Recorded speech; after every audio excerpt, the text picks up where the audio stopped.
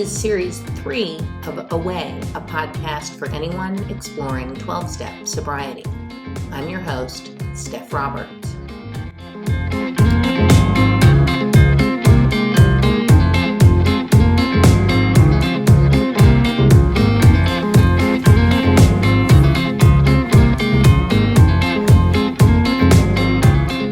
Hello, my darling friends.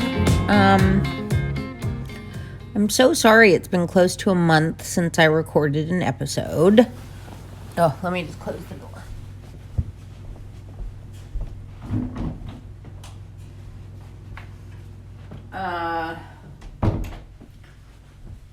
A lot has been going on. As I mentioned, I think in the last episode, we've been having some financial troubles, and, you know, that's relative. It's financial troubles for us. Financial troubles obviously don't look the same for everybody, but we have decided to sell the house to resolve the problem. Not an easy decision, but also this isn't a house that's been my home for a long, long time. So I don't feel as connected as, you know, someone who's has to do this and let go of a family home where they raised a family or whatever. Also, I'm kind of good at moving. I don't mind new places and whatever. So that, and then renting an apartment, finding that, and so renting an apartment in New York, believe it or not, it's cheaper than Long Island to live in the city. But man, is that an ego-busting process. Because, like, I make decent money, and I'm about to sell my house. And yet I had to, like, jump through hoops. My mom had to be a guarantor. I'm 41 years old. It was just very, like, made me feel like I'm unsuccessful. When in fact, that's not true. But it wasn't. It was definitely an ego buster. That's enough about me. Me. We're moving on to step 10 in the 12 and 12. And I find this step really helpful. And I think it would be helpful to most people, not just sober people.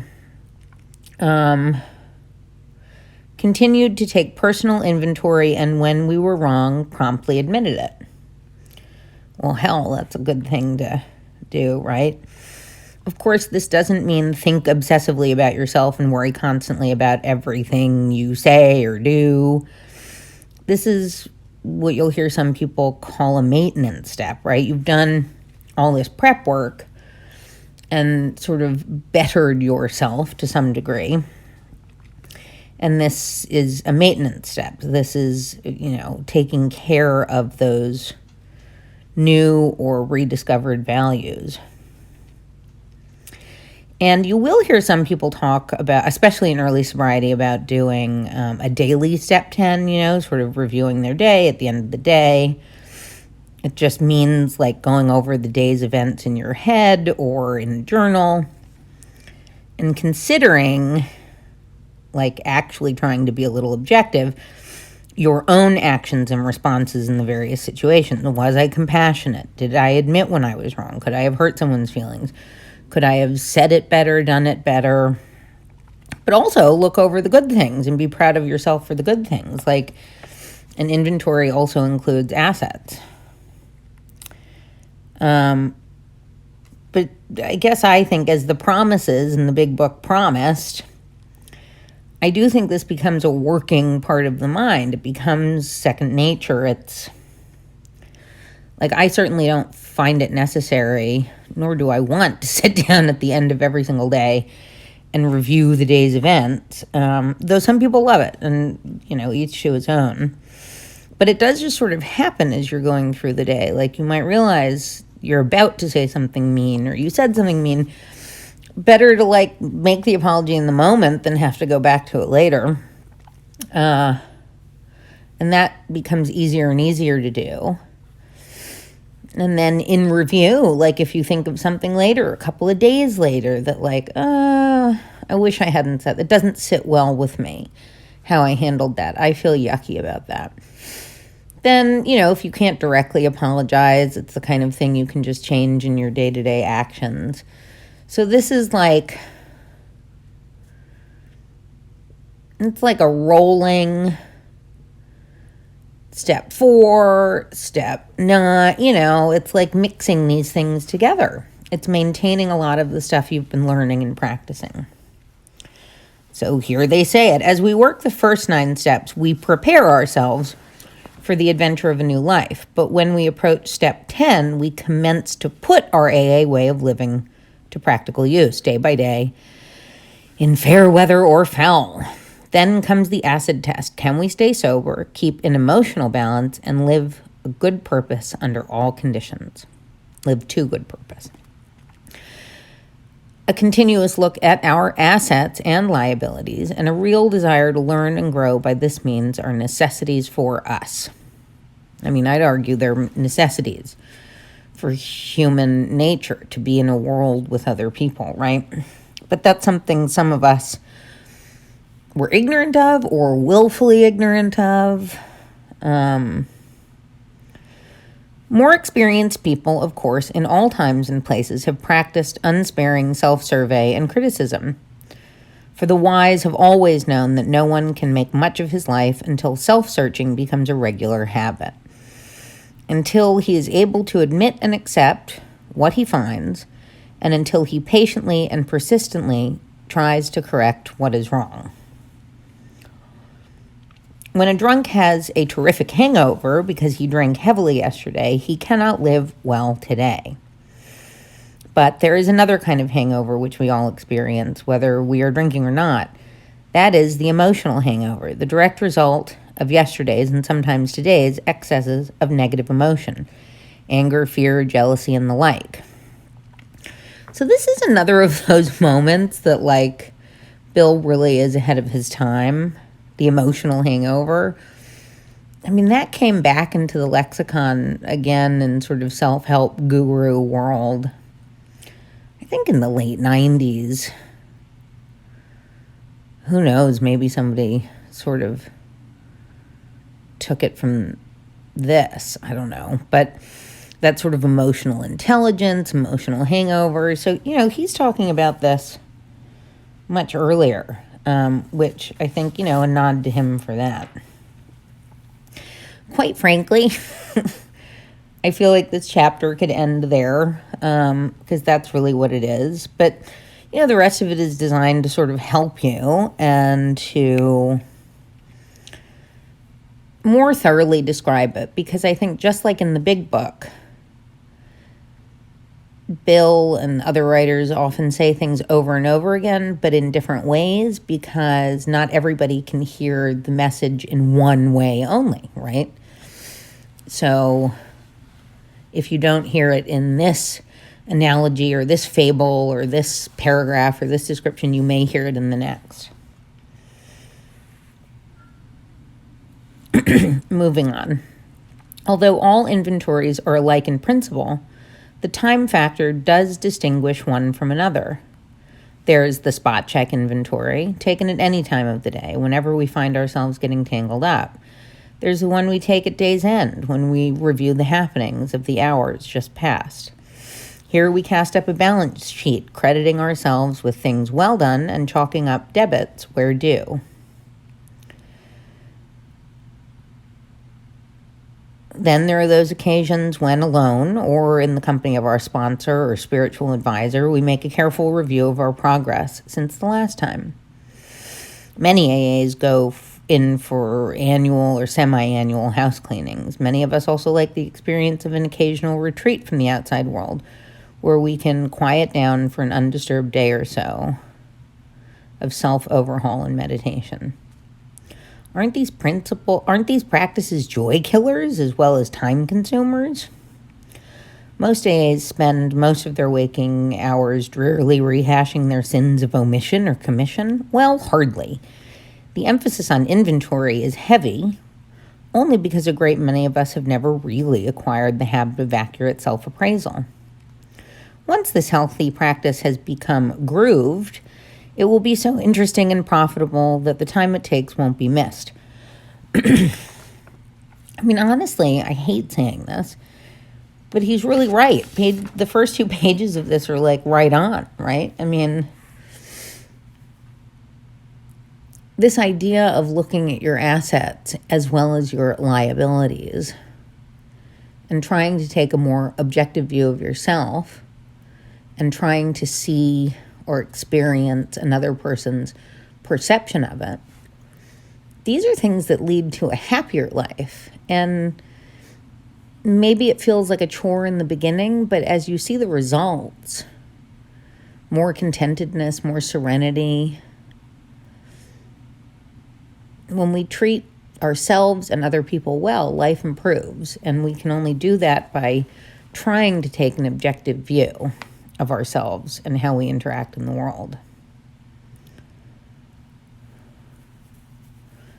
Okay, next page. It is a spiritual axiom that every time we are disturbed, no matter what the cause, there is something wrong with us. If somebody hurts us and we are sore, we are in the wrong also. But are there no exceptions to this rule? What about justifiable anger? If somebody cheats us, aren't we entitled to be mad? Can't we be properly angry with self-righteous folk?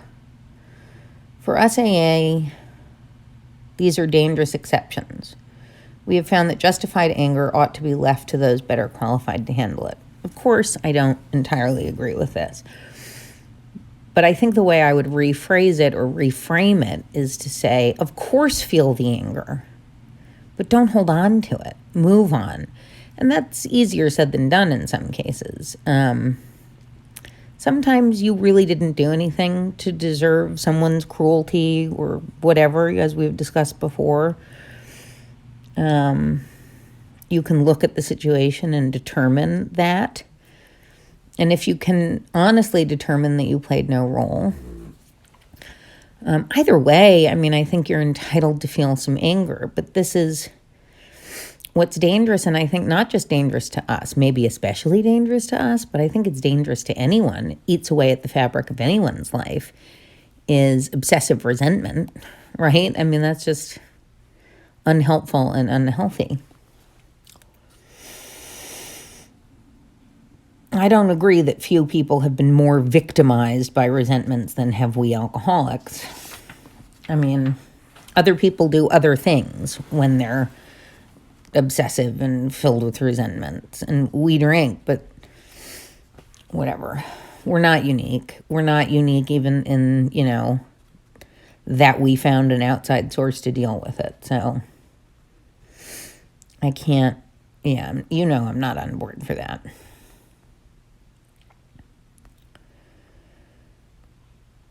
Next page. The quick inventory is aimed at our daily ups and downs, especially those where people or new events throw us off balance and tempt us to make mistakes. In all these situations, we need self-restraint, honest analysis of what is involved, a willingness to admit when the fault is ours, and an equal willingness to forgive when the fault is elsewhere. We need not be discouraged when we fall into the error of our old ways, for these disciplines are not easy. We shall look for progress, not perfection. There is no perfection. And a lot of this is about discipline, Discipline is doing what you don't want to do because you need to do it. Or doing something good even when no one else is watching, pausing to assess your reaction. I found in early sobriety, well, not even in early sobriety, I came to understand, for instance, that when I was highly judgmental, even if I kept the judgment or criticism in my head, I realized, with the help of someone else actually, that usually came about when I was feeling insecure or anxious. So instead of feeling insecure or anxious, I jumped to an easier emotion, anger and judgment. That's not easier for everybody, but it was easier for me at the time. Now I hate being angry. I mean, as soon as I feel angry, I let it out and then I'm done. I definitely don't hold on to it. And life has been better that way. So this is a little bit repetitive. Page 92. Now that we're in AA and sober and winning back the esteem of our friends and business associates, we find that we still need to exercise special vigilance. As an insurance against big shotism, we can often check ourselves by remembering that we are today sober only by the grace of God, and that any success we may be having is far more His success than ours. Blah, blah, blah, blah, blah. Believe in God or not, it is your success. And you will create a new habit, in my experience, by congratulating yourself and taking some of the credit. So you can believe in God and say that it's His support that helped you get there, but it's also you. Always remember that. It is also you.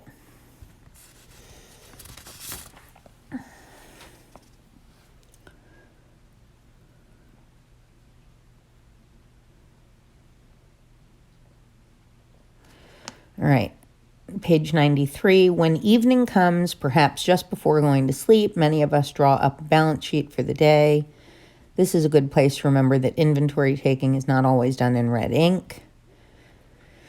It's a poor day indeed when we haven't done something right. So yeah, done in red ink means marked up with errors, right?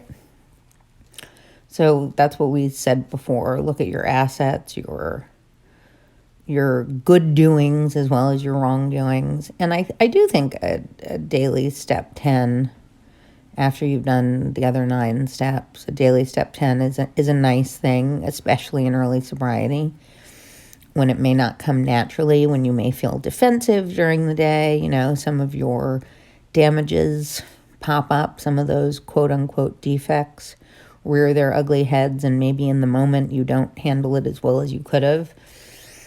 So a daily inventory can be really helpful.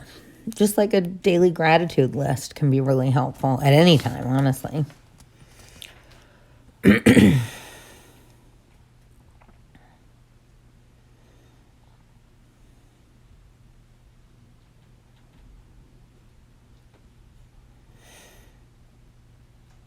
Okay, next page. Only the closest scrutiny will reveal what our true motives were. That's true. It's like I was saying with the judgment and the insecurity. Like, it took me a while to get there and to understand. Once I did, it was a lot easier to be less judgmental. Now, am I not judgmental? Absolutely not. Meaning I'm not judgmental, meaning I can be very judgmental. Justified or not, it's not good. You've heard episodes of this where I'm just a total dickbag. Whether or not that judgment is fair, whatever. I'm human. It is one of my defects of character. I certainly do not give voice to it to people's faces anymore. Which, that's a step in and of itself. I try not to hurt anyone's feelings. But I have to say, on a daily basis, I do notice that many fewer judgmental thoughts run through my head now that I am more solidly sober and well-medicated, less anxious, and I have real self-confidence. That need becomes less and less. I tend to judge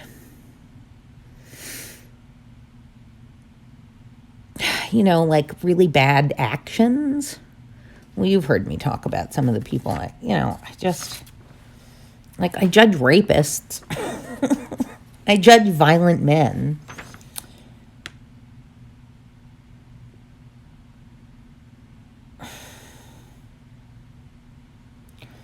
Last page. An honest regret for harms done, a genuine gratitude for blessings received, and a willingness to try for better things tomorrow will be the permanent assets we shall seek. Seek, not necessarily reach.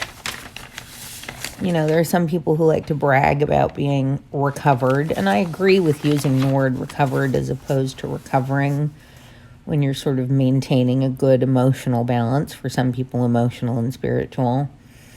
When you are being kind and the best person to the best of your ability. you're recovered. But those people who gotta like say that and stand out in AA and be unique by saying I'm yada yada and I'm a recovered like we get it. We get it that you're a spiritual. There, see, there I'm being judgmental.